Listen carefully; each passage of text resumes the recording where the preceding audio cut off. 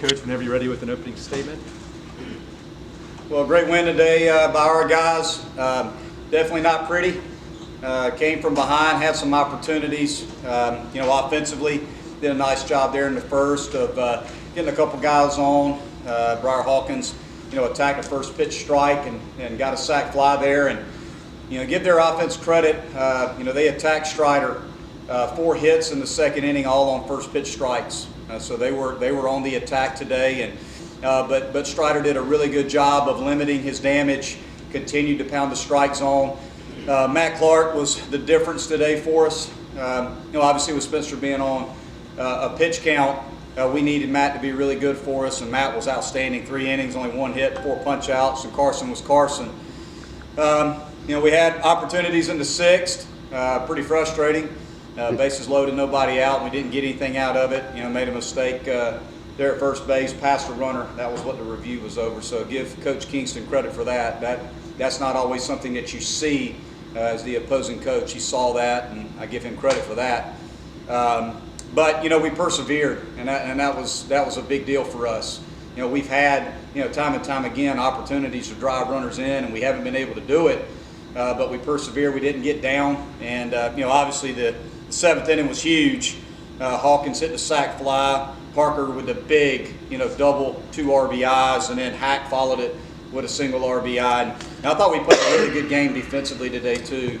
I know we had a couple errors, but Parker made a great play at shortstop. We moved him to shortstop today. Made a great play there in the 1st inning. Then we turned a big double play, 5-4-3 in the 2nd. Just thought overall we played a good game defensively. We pitched outstanding. Offense is still a work in progress. We know that, but we competed today, and we put together a lot of good at-bats, a lot of quality at-bats, and found a way to win. Monte, could you expand a little bit on just what that says about the mental makeup of your team? Because you really could have gone into a hole after that bad break in the 6th and not getting a run home in a 1-run ball game. Well, just really proud of our guys for winning the last 9 outs of the ball game. I mean, we preach and preach and preach that and talk about that with our team an awful lot.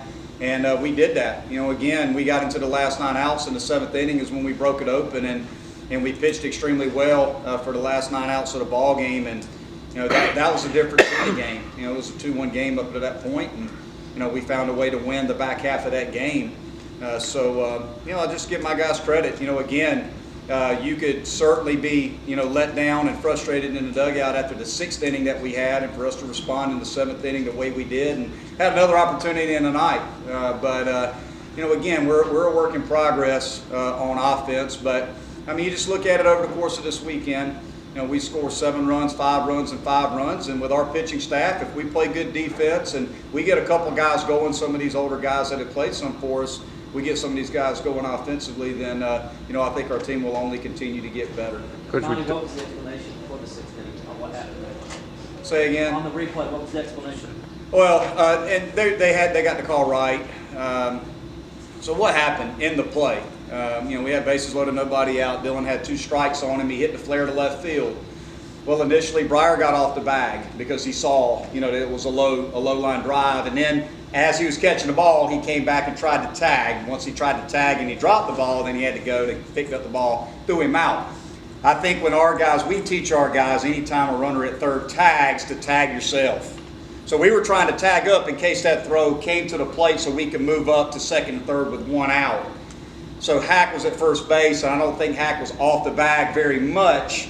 I think he had come back to tag, and he wasn't very far off the bag, and Dylan's running with his head up looking at the ball. When he didn't catch the ball, he went too far and passed it, and that was the call. So again, they made the correct call. It's frustrating obviously at that time, because you think sometimes that may be the opportunity that you have in the game. But we did a good job of just being able to move on from it, and found a way again in the 7th to score a run. Did you say anything to your team after that whole mess happened in the 6th? Did you say no, I didn't. I didn't, because I think oftentimes when you talk about things like that in the game and you're a little bit frustrated as coach, I try to show no emotion whatsoever when that happened. I just wanted to send a message to my team that we got to move on. We talk about being mentally tough. Mentally tough people move on when they face adversity, right? When you fail, you got to be able to squash it and move on to the next pitch and keep playing. And that's what we did. So I'm proud of our guys for not letting the 6th inning affect us in a negative way. We didn't lose any energy in the dugout on defense or on offense there. Coach, you talked about it on. Were you aware immediately that was reviewable? Yeah, yeah, I was aware of it. I mean, anytime they go into review a play, they can review the whole play in its entirety. Okay, so they can review not only like if he caught it or not, but they can review where all the runners are and everything that goes on within that play. So sometimes when they go in there and look, they may see something else. That was not the case there. He actually asked them to go in there and see if he passed a runner, and he did. Coach, we talked about it on Friday, not having to use Spires. How much of a comfort was it once you got the lead, knowing that you had a fresh Spire? Well, Spires was up to 94, I think, on the board. The board was right. We had it running today, and obviously you could see that Spires was fresh just based on his velocity. So it was great to have him at his best for the last 2 innings, to win the series. Are you shocked not to see Brett Carey there in the 7th? In Cam's Valley? I'm sorry, say that Are again? you shocked to see Brett Carey when they brought Cam in? No, I'm not. He threw 20 pitches yesterday because they had to use him in the right spot at the right time, and that's a tough decision for a head coach to use. I mean, just imagine if we would have used Spires yesterday for 20 pitches. We better pick our spot wisely.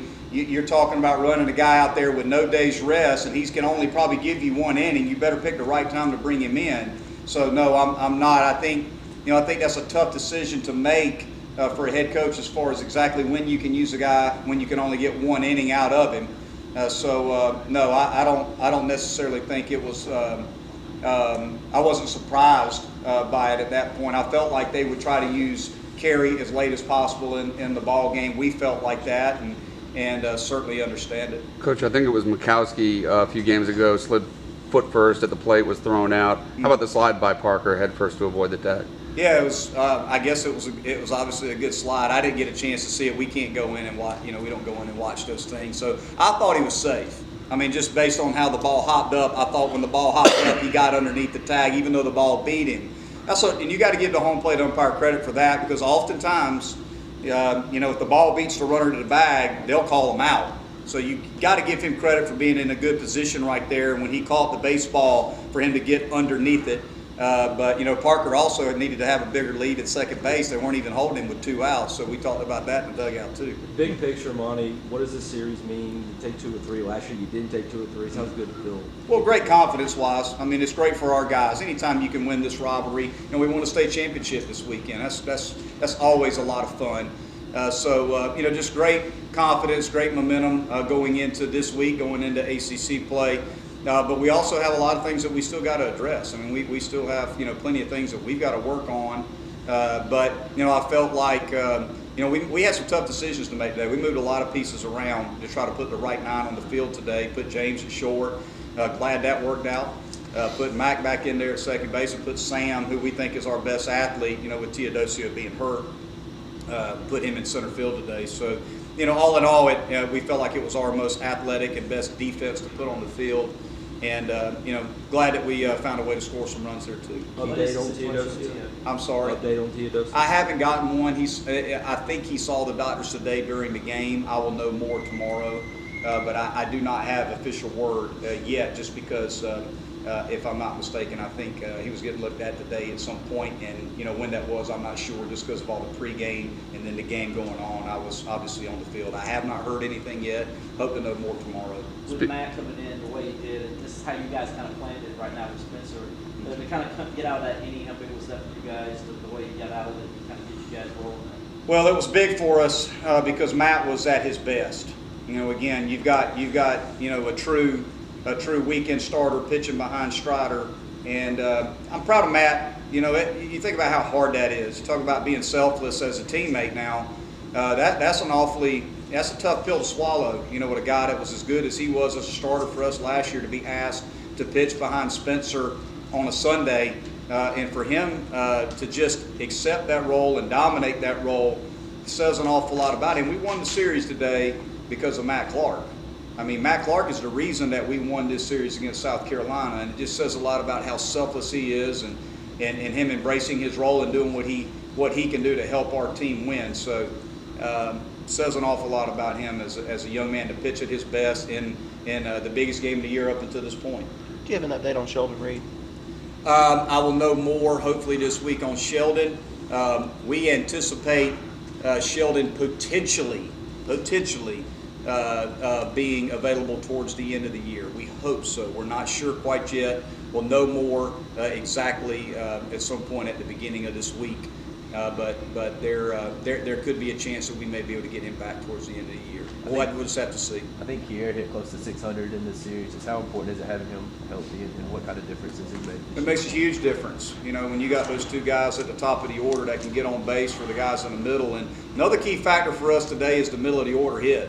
I mean, that's another, you know, you look, we had 5 RBIs between Hawkins, Parker, and Hackenberg. So 4, 5, and 6 did a good job of driving some runners in today. But Kier has been just so consistent, and you know, it's so nice to have him healthy and doing what he's doing, and we just got to, you know, keep our fingers crossed, keep doing everything we can to manage his workload to keep him healthy. How good was it to see Sam reach base a couple times with the bunt single and steal a base and kind of give him some confidence? Well, that's what Sam's got to do. You know, Sam's got to get on base. When Sam gets on base, you can see what he does. I mean, ran a fake bunt steal and he stole the bag easy, and you know, Sam's a dynamic athlete. When he gets on base, he can make things happen. Thank you, Coach. Yeah.